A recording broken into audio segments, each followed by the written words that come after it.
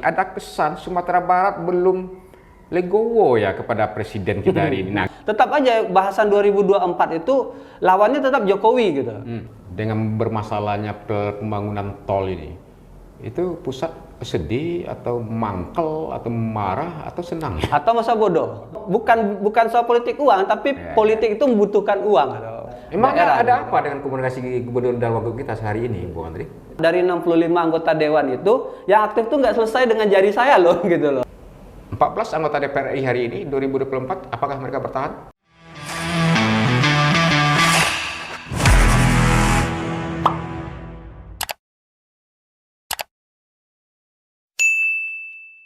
Halo, Assalamualaikum warahmatullahi wabarakatuh dan salam sejahtera bagi kita semua. Kembali bersama saya di Kopi Pahit Hidayat. Kali ini saya bersama seorang dosen muda luar biasa dari Fakultas Ilmu Politik, Sosial dan Politik Universitas Andalas, Bung Andri Rusta, SIP, MPP. Apa kabar Om Andri? Kabar baik, alhamdulillah. Saya panggil Om karena memang ada nilai rasa Om itu ketika bertemu dengan keluarga, anak-anak panggil Om ya. Itu makanya. Jadi nilai rasa kekeluargaannya agak ngepas begitu. Nah, kali ini kita berbincang-bincang karena memang narasumber kita ini memiliki spesialis di samping juga dosen ilmu politik, tapi juga dalam keseharian di luar kampus, Bung Andri Rusta ini juga seorang direktur Spektrum Politika, lembaga survei yang coba mengamati, mengobservasi, mencermati bagaimana perilaku politik masyarakat dalam menentukan pilihannya, baik pemilu legislatif maupun juga pemilu kepala daerah, termasuk juga pemilu presiden.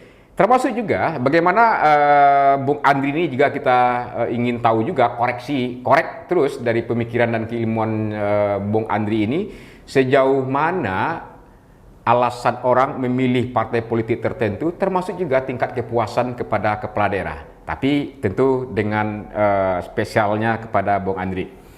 Sebelum ke sana, Om Andri, apa nih kegiatan sehari-hari sekarang yang dilakukannya? Ya, biasalah, panggil abang aja ya. Boleh. Santai aja. Ya, biasa Bang. Jadi sehari-hari karena masih di kampus, jadi sekarang sedang sedang proses ujian mahasiswa ya, karena sedang mau libur, kemudian kalau tidak ya sehari-hari ya kuliah. Tapi kemudian kalau di lembaga survei kita ada beberapa riset yang sedang kita lakukan sekarang, tapi masih agak jauh dari politik karena ada riset survei indeks kepuasan, kemudian survei dampak kebijakan seperti itu. Jadi ya biasalah, ada penelitian, ada pengabdian, kemudian ada riset juga yang sering kita lakukan. Wow, jadi memang dunia kampus, dunia ilmiah, dunia penelitian ya. Iya. Termasuk juga ini dalam konteks tridharma perguruan tinggi ya, iya, Bung Andri. Nah, bincang-bincang ini kalau boleh kita ingin sedikit konstelasi politik Sumatera Barat ya, dibandingkan dengan konstelasi politik di pemerintah pusat. Ada sebagian komunitas masyarakat mengatakan perhatian pusat ke Sumatera Barat sesungguhnya itu cukup, tapi ada kesan Sumatera Barat belum legowo ya kepada presiden kita hari ini. Nah, gimana ini? Atau gimana masyarakat kita atau Sumatera Barat memposisikan diri lah, Bang Andri, terkait persoalan eskalasi politik nasional dalam konteks negara kesatuan Republik Indonesia, Bhinneka Tunggal Ika dan Pancasila tentunya seperti itu ya, karena kesepakatan bangsa kita dalam kerangka ideologi Pancasila kita. Ya, masalahnya adalah sebenarnya sebagian orang, terutama di level kelas menengah, kemudian elit sebenarnya masih belum menerima. Tapi kalau kita lihat di level bawah, misalnya wong cilik, kelompok-kelompok marginal, sebenarnya mereka sudah terima kok. Ini presiden kita Jokowi, kemudian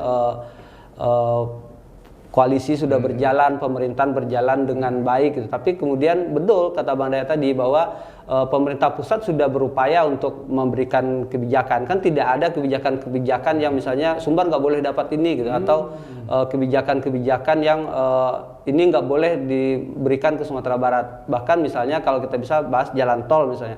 Jalan tol itu kan sebenarnya dia rugi gitu. Indonesia pemerintah pusat itu ketika membuat jalan tol itu dia perlu membayar sekian miliar, sekitar hampir triliun ya. Dari pembebasan lahan juga. Pembebasan lahan, hutang gitu. Sebenarnya ya tidak ada tanda kutipnya keuntungan bagi pemerintah pusat, tapi kemudian dia tetap berikan karena itu ekonomi gitu, karena pembangunan ada di sana. Tapi kemudian ya memang kita juga bingung juga gitu melihat Sumatera Barat ini di satu sisi pengen maju, satu sisi pengen pembangunan berjalan, tapi kemudian reaksi-reaksi masyarakatnya juga terlihat seperti ada dendam gitu kan, masih ada hal-hal yang masih dijaganya, masih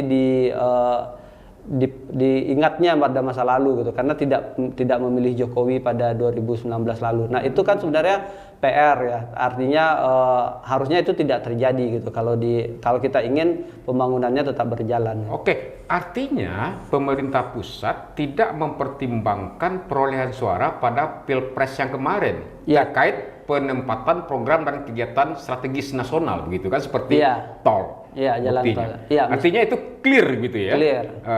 Bahwasanya dalam konteks ideologi, bukan ideologi ya, secara demokratis, walaupun kalah, ketika dia terpilih menjadi kepala daerah misalnya atau presiden misalnya, tentu menjadi daerah seluruhnya menjadi perhatian. Iya. Itu dibuktikan. Terbukti. Tadi Bung Andri mengatakan ada elit yang masih menggoreng-goreng, memelihara ketidakpuasan seperti itu. Kira-kira apa penyebabnya? Ya susah juga kita menjawab. Susah juga. Iya juga ya. Susah juga menjawab. Tanya itu satu ya. Tanya satu. Tapi ya kalau elit-elit ini sebenarnya ada elit-elit yang selalu oposan gitu. Jadi mau apapun gitu kan. Nanti kita bahas, mungkin nanti akan Bang Dayat gali juga 2024. Tetap aja bahasan 2024 itu lawannya tetap Jokowi gitu. Nah, artinya dia membanding-bandingkan selalu capresnya si A B C D, bandingkannya kalau dia bukan pro pemerintah, bandingkannya Jokowi lagi. Artinya kayak ada nggak nerima gitu dengan Presiden Jokowi yang 2 periode ini gitu. Nah itu kan mungkin masalahnya di situ gitu. Jadi apapun masalahnya tetap yang salah Jokowi gitu. Nah bayangannya seperti itu. Gitu. Iya. Dan juga di beberapa media-media sosial, di grup-grup juga lebih cenderung diskusinya terkait persoalan pusat juga begitu kan. Iya. Seolah dia yang selesai mengatur ini pasangan ini pasangan ini macamnya. Karena memang punya tabiat kita ini tradisi lisan ya, apa namanya, suka mengomentari, suka mauta. Baik, kira-kira dalam konteks kebijakan publik untuk pemerataan pembangunan dalam kerangka demokrasi ekonomi, Bung Andri, merugikan daerah nggak kita mempertahankan sikap misalnya, atau masih ada bertahan cebong kampret? Coba saya tanya balik ke Bang Dayat, kapan presiden terakhir kali ke sini? Kapan wapres terakhir kali ke sini dalam rangka kegiatan yang memang dia tugas negara gitu kan? Itu kan salah satu indikator bahwa oke lah, kita tetap mungkin ya, kalau kita berasumsi ya, mungkin pemerintah pusat tetap memberikan kuenya ke Sumatera Barat, tapi kemudian perhatiannya kemudian kan diabaikan gitu. Orang kemudian kita lihat yang datang itu ya menteri memang datang gitu, tapi atas undangan siapa gitu kan? Bukan karena tugas negara, bukan karena memberikan kebijakan gitu. Undangan partai karena karena ketua partai gitu, atau dia datang ya karena ada program tertentu gitu kan. Nah, padahal sebenarnya seandainya saja kita menerima ya, kalau bahasa Jawanya nerima bahwa pemilu itu udah usai gitu. Kemudian hasilnya sudah ada gitu. Terlepaslah nanti pro kontra lagi, ini seperti ini, tapi kemudian kita terima bahwa kemudian pemerintahan sudah berjalan dan masyarakat mestinya mendukung pemerintahan itu tadi ya, mestinya bisa berjalan gitu. Tidak ada masalah. Tapi sekarang kan kita, gimana pula orang mau kasih kita kue lebih sementara kue yang dikasih nama dia aja nggak habis gitu kan. Misalnya Bang Dayat kasih ke saya gitu, kasih kue kecil gitu. Nah kemudian kue yang kecil aja nggak habis sama saya gitu. Akankah Bang Dayat kasih lagi kue yang lain? Tentu tidak. Dari pengamatan Bung Andri dengan bermasalahnya pembangunan tol ini, itu pusat sedih atau mangkel atau marah atau senang? Atau masa bodoh? Atau tidak peduli dia. Itu yang parah sekali ketika dia apatis, masa bodoh. Ya, ketika ya sama tadi, ketika orang dianggap orang tidak menerima, tidak ada rasa peduli gitu kan, sudah diberikan jatah pembangunan, tapi kemudian tidak diberikan perhatian, ya orang kan otomatis tidak ini gitu. Oke. Kalau bicara tentang program kegiatan pemerintah kan ada struktur yang penanggung jawab gitu ya kan. Ini tanggung jawab siapa sesungguhnya ketika ada program-program strategis nasional yang atau belum sukses di daerah, gimana mengelolanya ini? Gimana nih Pak Andre? Ya, orang selalu menganggap bahwa ini tanggung jawab gubernur gitu misalnya, atau tanggung jawab kepala daerah, tapi ujung-ujungnya nanti yang disalahkan adalah pembebasan lahan. Pembebasan lahan tuh Om Dayat, itu riset kita di jalan tol itu tahun 2020 itu kita sudah lakukan riset atas perintah ini ya, sponsor. Nah, kemudian riset itu menemukan bahwa sebenarnya di masyarakat itu tidak ada masalah dengan pembebasan lahan, asalkan cara masuk, cara berkomunikasi. Ibaratnya ketika Om Dayat masuk ke rumah orang, apa yang harus dilakukan? Ya, assalamualaikum dulu. Nah, assalamualaikum dong gitu kan, ajak ngobrol gitu kan, ayo ini kita mau ini. Nah, itu kan tidak ada gitu. Artinya masyarakat tidak ada masalah, dukung sesungguhnya kalau caranya pas. Ya. Sip. Itu adalah komunikasi yang harus diperbaiki ya, komunikasi dan koordinasi antara penyelenggara program kegiatan dari pemerintah dengan masyarakatnya. Iya. Bisa katakan seperti itu? Iya, betul. Oke. Baik, itu dia hasil pantauan pengamatan dari Bung Andri terkait persoalan program-program nasional yang masih mangkrak di Provinsi Sumatera Barat, terutama jalan tol, begitu. Persoalan komunikasi dan koordinasi yang belum hangat, boleh katakan seperti itu, begitu.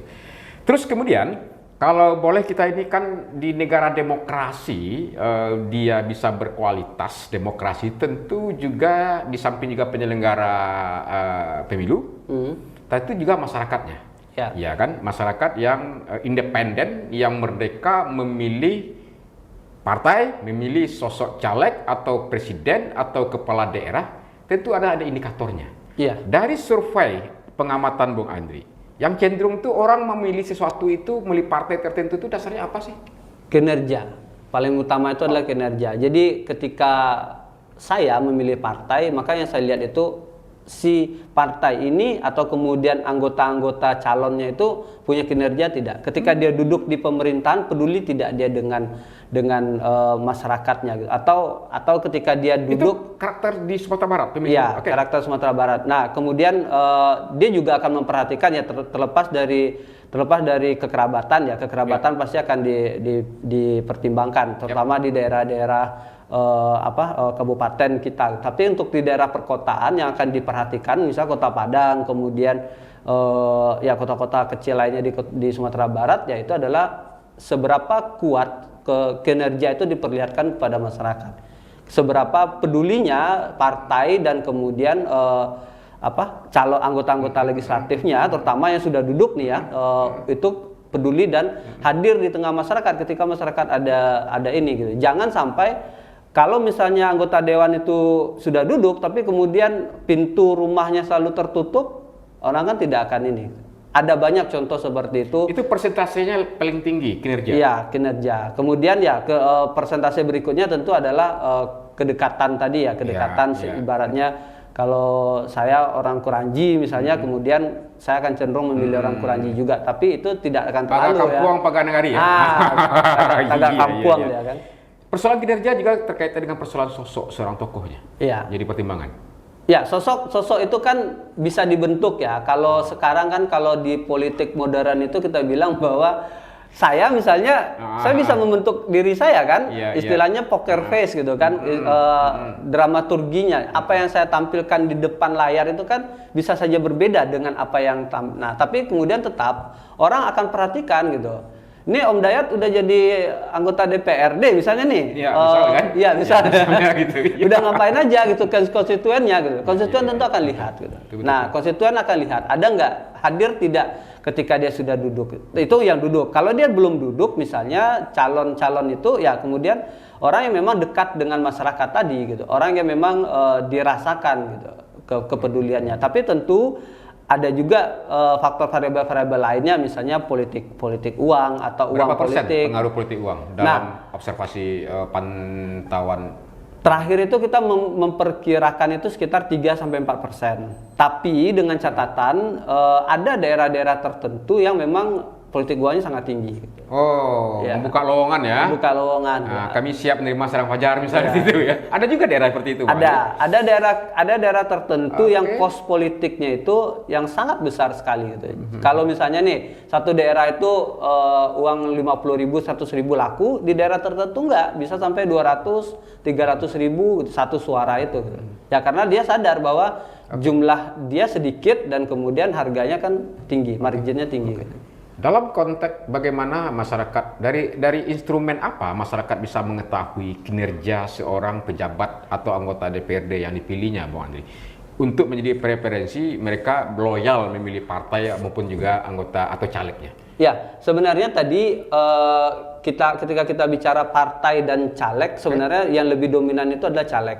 Karena partai itu mau partai apapun dia, pengalaman kita perhatikan mau partai A, partai B pun dia, selagi dia ketokohannya itu muncul ke masyarakat, maka kemudian dia akan lebih cenderung dipilih orang. Nah, jadi partai itu mungkin level keberapanya, kesekiannya. Kecuali nanti ada namanya kotel efek gitu. Kotel efek yang ketika ini saya sudah barengan gitu kan pemilihan presiden dan legislatif, tapi kemudian saya belum punya pilihan partai, maka saya akan cenderung memilih partai yang sesuai dengan capres saya, itu kotel efek. Tapi kemudian persentasenya saya pikir bagaimana cara menunjukkannya ke masyarakat ya tentu harus hadir, artinya tindakan-tindakan, kegiatan-kegiatan, aktivitas-aktivitas ketika diundang barale. Jangan sampai karangan bunga saja yang hadir gitu kan, atau misalnya ya hal-hal yang kecil seperti itu, hal-hal yang kecil yang memang bagi masyarakat awam itu ketika dia bersentuhan gitu, itu dia teringat, memorinya pasti akan panjang ingat. Oke, bicara koktail efek, sejauh mana itu berpengaruh terhadap perilaku pemilih? Berapa persen mungkin? Ternyata 2019 lalu kan di Sumatera Barat ya itu hampir 10%. Jadi ya ini 10%? Hampir 10% kita menghitung kotel efek itu. Kenapa? Karena ternyata misalnya nih kita lakukan survei itu masih ada sekitar 13-15% masyarakat yang belum menentukan pilihan. Ya, pilihan partai ya. Okay. Nah, kemudian yang mereka lakukan adalah memilih partai yang berkoalisi dengan calon presidennya tadi. Yang mereka sukai? Ya, yang mereka sukai. Artinya kan kalau memilih capres kan lebih gampang ya daripada memilih partai. Nah, masyarakat cenderung akan memilih partai yang sesuai dengan yang didukung oleh presiden yang mereka sukai. Ya, yang mendukung presiden yang mereka 2019 kemarin gimana, Bung Andri lihat? Ada ya, partai yang nggak lolos dibuatnya kan suaranya. Ya, hampir drop di DPRD provinsi dari berapa itu? Ada satu partai yang jadi nol. Ya, dari nol. Ya, karena efek itu gitu. Karena besar sekali efeknya. Sangat besar. Karena itulah efek dari pemilihan langsung itu. Tapi kita nggak tahu nih 2024 seperti apa gitu. Karena apakah polanya akan sama dengan 2019. Tapi memang kalau dilihat pun hasil survei memang hampir sama gitu. Di mana yang dukungan presidennya tinggi dan kemudian dia kader dari calon presiden itu, maka partainya juga akan ekor jasnya akan masuk pada partai pendukungnya begitu ya. Akan masuk ke partai pendukungnya. Kecuali nanti ada faktor caleg tadi gitu. Nah, faktor caleg makanya itu tetap yang utama adalah sosok caleg yang menjadi magnet voter. Ya, voternya ada sosok calegnya. Tapi kemudian kalau misalnya masyarakatnya nggak punya sosok, maka kemudian dia ngikut ekornya. Seperti tahapannya ya. Iya. Oke. Prediksi Bung Andri, Pilpres besok gimana nih? Berapa pasang? Nah, di Sumatera Barat trennya kemana begitu? Udah boleh nyebut nama nggak? Terasa ada ya? Boleh aja, silakan.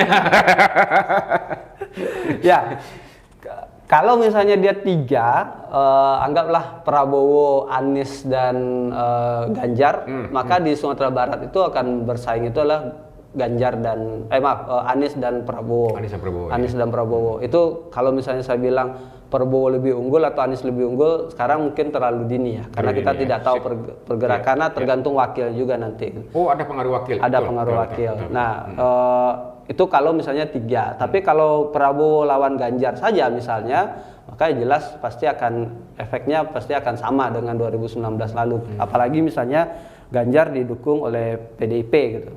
Nah, itu tapi kalau misalnya saya pikir cuma 3 itu ya Peluangnya porosnya 3 ya. porosnya Poros, 3. ya, poros ya, ya, betul. ya.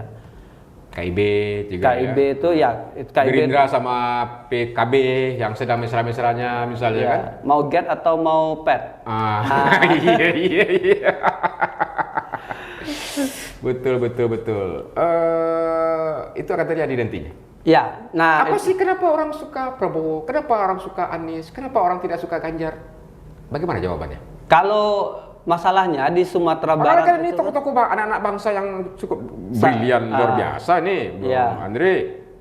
Kalau pertama tentu 3T itu pasti sudah familiar ya, 3T ya. Di Sumbar ya? Ya, tambah satu lagi 4T jadi. 4 tambah sekarang. Tas. Pengaruh ya? Pengaruh dia. Tokoh, Tage, takah, tas. Aduh. Nah, jadi kalau nggak ada tas jangan maju gitu. Jangan maju ya, percuma gitu kan. Bukan soal politik uang, tapi politik itu membutuhkan uang gitu. Kosnya besar. Nah, ini nih.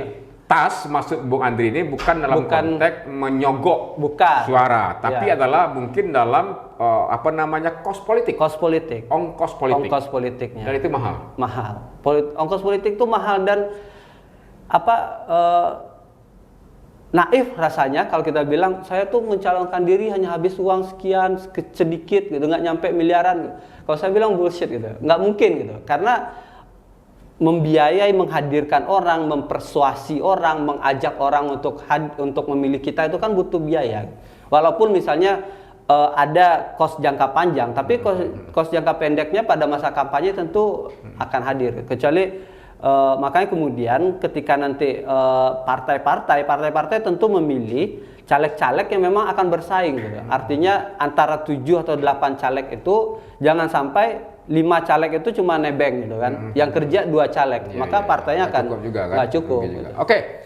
Bung Andri, kasih resep dong bagaimana caranya menjadi gubernur, bupati, wali kota, anggota DPRD, anggota DPRI dengan biaya murah? Nggak bisa. Wow. Tuh, ada duit, jangan caleg ya.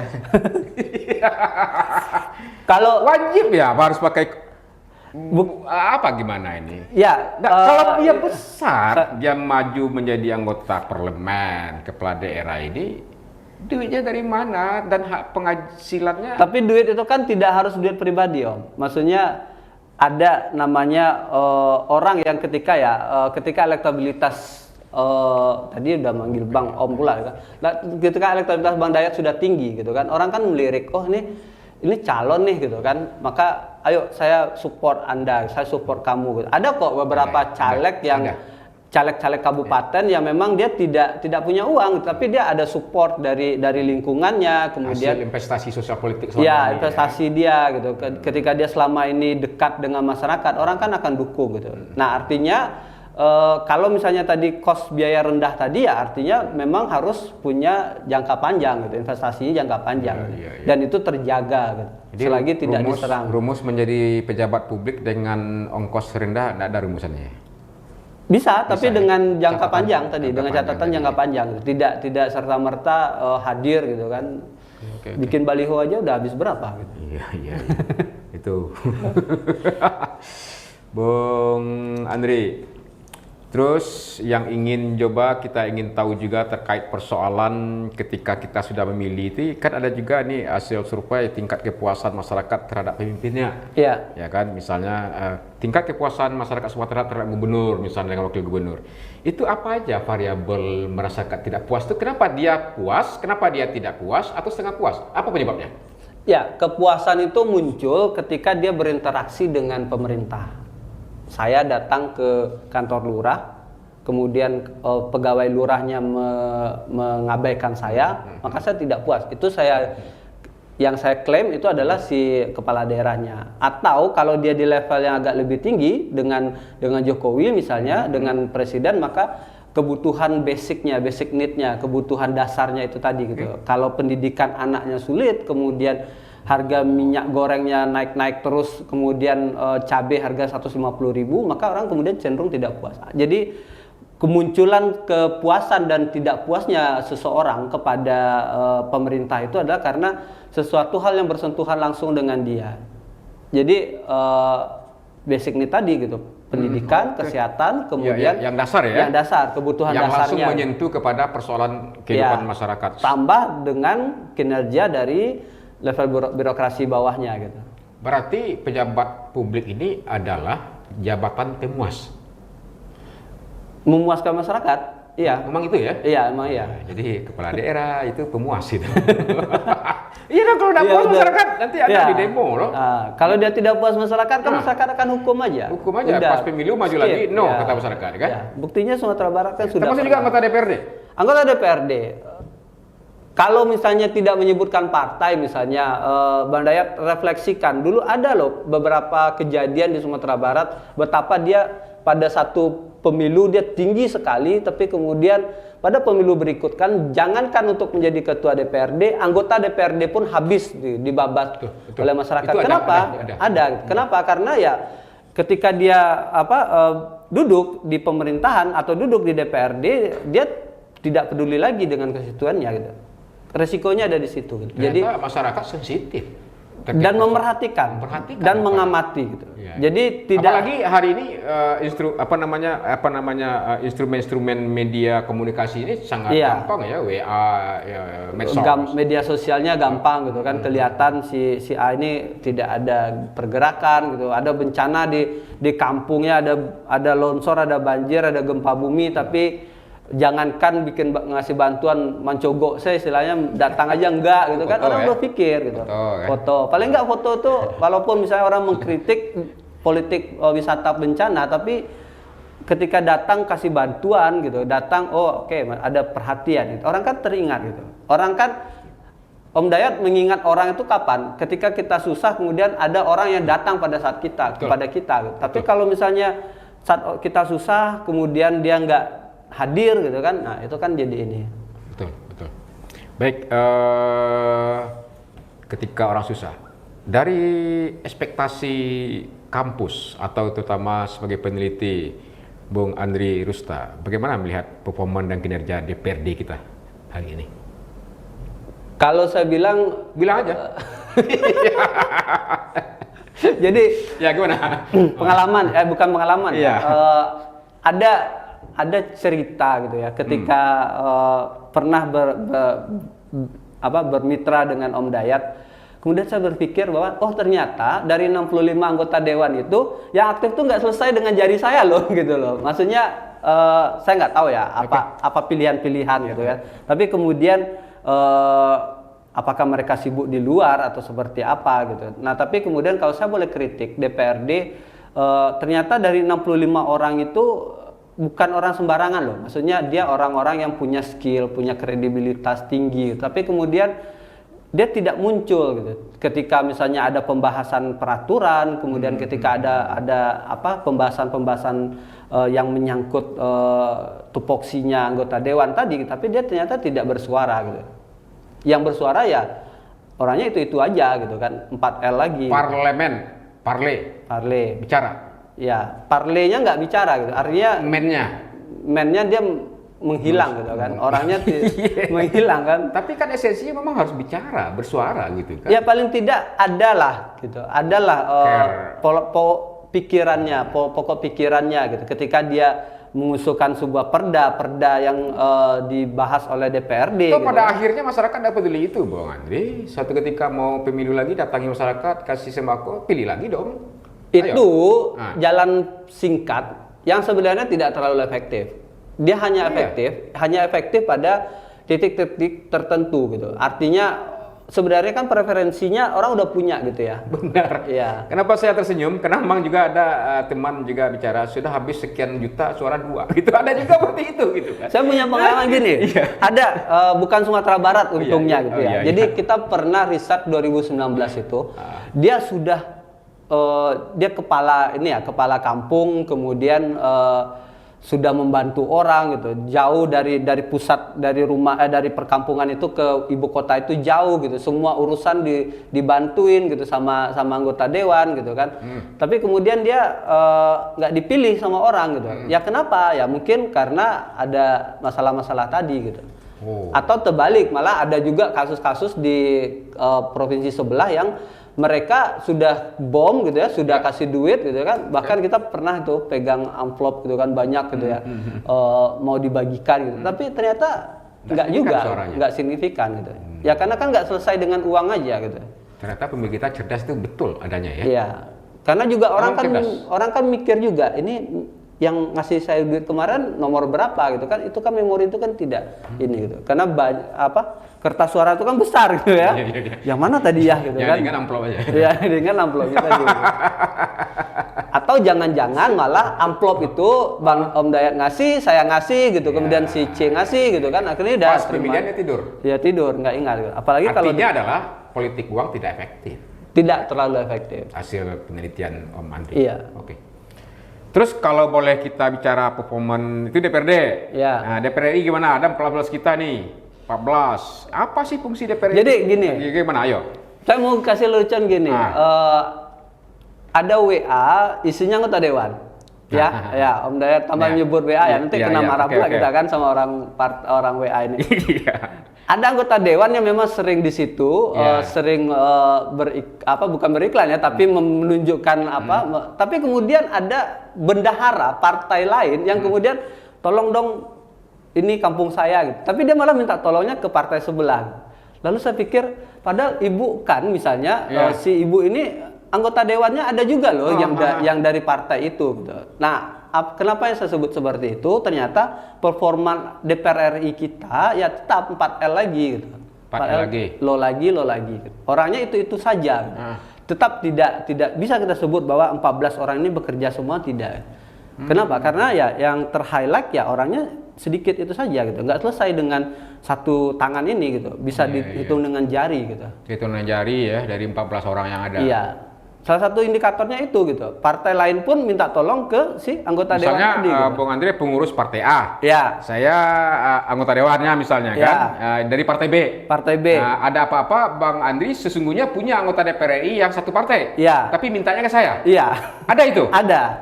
Kan ajaib gitu ya. Maksudnya dan anggota DPRD yang dari beda partai itu mau juga bantu? Mau juga bantu. Nah kan baik, luar biasa kan. Terlalu baik ya? Terlalu baik. Terlalu baik juga, kacau juga nanti begitu kan.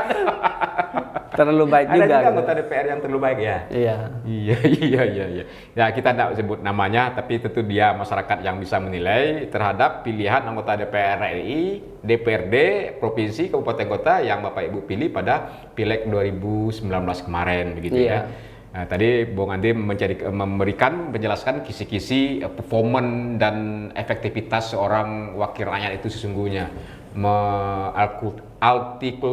artikulasikan kebutuhan-kebutuhan dan masalah-masalah yang terjadi di masyarakat ya.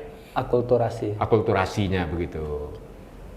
14 anggota DPR RI hari ini 2024 apakah mereka bertahan? Saya pikir nggak akan semua, setengah mungkin setengah sudah cukup bagus itu. Setengah sudah cukup bagus. Berarti akan terplanting sekitar 7 ya. 7. Apalagi misalnya ini kan nanti ada. Siapakah yang 7 itu? Ya janganlah. Rekor, janganlah begitu.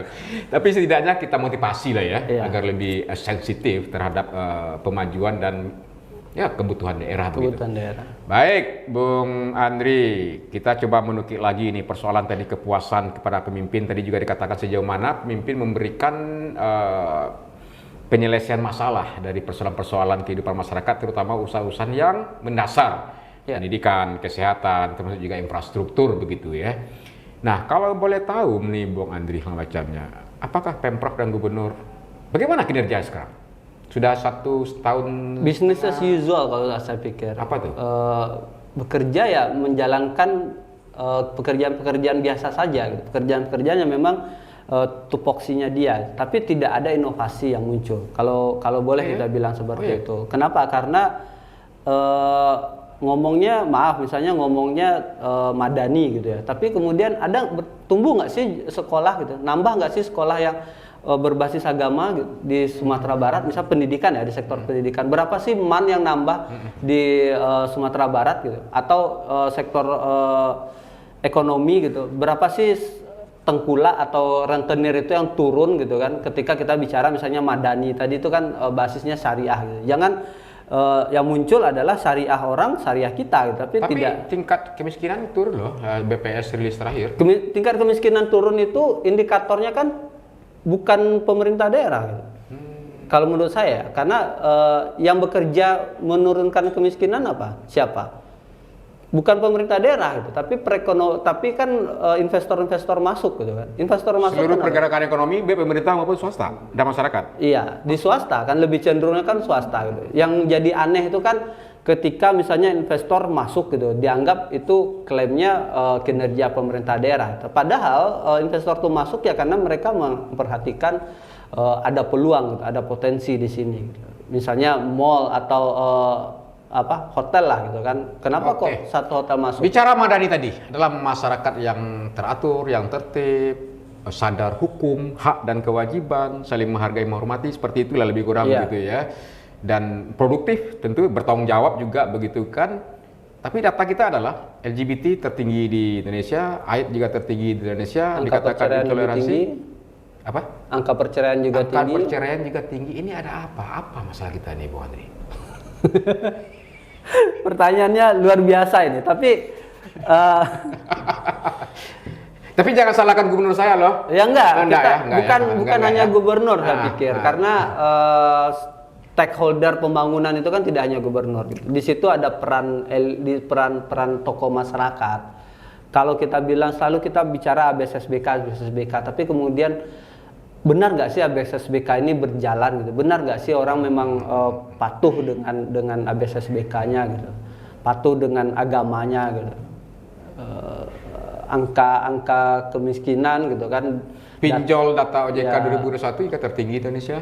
Ya kan semuanya kita memang bagus, tertinggi semua ya. Iya, nomor one ya. Nomor one. Pilihan itu kan. Pergunjingan kita juga tertinggi rencana, di ya. Apa yang mesti diperbaiki oleh gubernur dan Pemprov terkait meningkatkan kualitas komunikasi dan koordinasi dengan pemerintah pusat? Selesaikan dulu dengan pemerintah daerahnya dong. Karena kan kalau kita lihat sekarang pemerintah itu kan berjalan sendiri-sendiri. Kota Padang jalan sendiri gitu, Kota Solo jalan sendiri gitu, Kabupaten juga jalan sendiri tanpa ada koordinasi, mereka memang rakor gitu kan. Tapi apakah rakornya kepala daerah tadi berjalan? Berjalan iya gitu kan. Ada LPJ-nya, tapi kemudian tindak lanjutnya seperti apa? Kalau pemerintah provinsi mau bikin 100.000 entrepreneur misalnya, 100.000 entrepreneur itu gimana peran pemerintah daerah? Sementara pemerintah daerah juga punya target. Oke, konkretnya, kira-kira dalam pemikiran kajian ilmiah dari Bung Andri sendiri, apa saran yang mesti disampaikan kepada gubernur dan wakil gubernur kita? Perbaiki pola komunikasi dengan pemerintah daerah. Pola komunikasi. Jadi beliau mestinya kan sebagai tokoh yang ditinggikan dan levelnya memang lebih tinggi daripada daerah. Ada apa dengan komunikasi gubernur dan wakil kita sehari ini, Bung Andri? Kalau kita dengar cerita kan ya, saya juga nggak tahu karena bukan. Tapi dengar kita tidak nuduh ya, dengar gitu ya. Dengar cerita. Apakah perlu juga diklat untuk public speaking? Kan nggak harus seperti komunikasinya itu. Komunikasinya kan bukan seperti itu. Bukan seperti itu. Bukan komunikasi, tapi yang orang yang bagaimana mendengar gitu. Jadi ketika Om Dayat, Andri sebagai wali kota kamu harusnya kayak gini loh gitu kan. Saya dengar gitu, saya nerima gitu. Apa yang disampaikan itu kan adanya marwah ya. Nah, marwah mungkin bahasanya ya. Ada marwah yang lebih ditinggikan dan orang menganggap bahwa kepala gubernur itu lebih tinggi marwahnya daripada wali kota dan bupati. Marwah itu kan tercipta ketika kepercayaan itu muncul. Iya, trustnya kemudian orang melihat bahwa komitmennya konkret, tulus gitu kan. Tulus ya. Tulus bekerja. Itu yang mesti diperbaiki. Iya. Mungkin kayak gitu. Ini saya hati-hati juga nih. Hati-hati juga ya. Ya, tapi setidaknya mungkin dalam konteks ini motivasi kita tentu bagaimana seluruh potensi sarana prasarana yang ada di negeri ini optimum bisa untuk menghebatkan Sumatera Barat dan masyarakatnya. Iya. Dalam tanda petik itu ya, hebat itu ya Sejahtera Ahmadani tadi mungkin Bung Andri. Begitu ya? Iya. Apa yang ya? Ya, gimana pula mau bicara Iya, Madani siap. gitu ya. Tapi kemudian hal-hal yang simpel ya, misalnya anak, kemudian gelandangan, kemudian orang masih sulit gitu kan. Bayangannya kan Sumatera Barat itu kan dia nggak ada loh orang yang misalnya orang di Jawa datang ke sini gitu kan, kemudian lontang-lantung kan nggak ada. Tapi kenapa kok masih banyak gelandangan? Kenapa kok masih banyak pengemis, pengamen gitu? Posisi kelompok adatnya di mana? Posisi nenek mamanya, kau bicara BSSBK Ya, gitu kan? ulamanya juga. Alim ulamanya di mana gitu? Kan sekarang kan malah kalau dulu ya maaf ya, misalnya manusia silver. Manusia silver itu dulu cuma ada di simpang Imam Bonjol gitu ya. Sekarang udah nyampe loh di bypass gitu. Artinya dia pengembangan usahanya. sudah ekspansi dia gitu kan, dia. ekspansi dia gitu. Nah, ternyata bukannya malah semakin sedikit gitu. Itu kan indikator kecil ya. Misalnya indikator kecil bagaimana orang sulit untuk ini. Dulu nggak ada loh badut-badut tepi jalan gitu loh. Tapi kemudian sekarang walaupun misalnya kita bilang bahwa oh ya itu kan dia berusaha. Ya oke, dia berusaha, tapi kemudian ternyata dia tidak merasakan mungkin hadirnya pemerintah daerahnya di situ. Oke, poin tambahan dari saya mungkin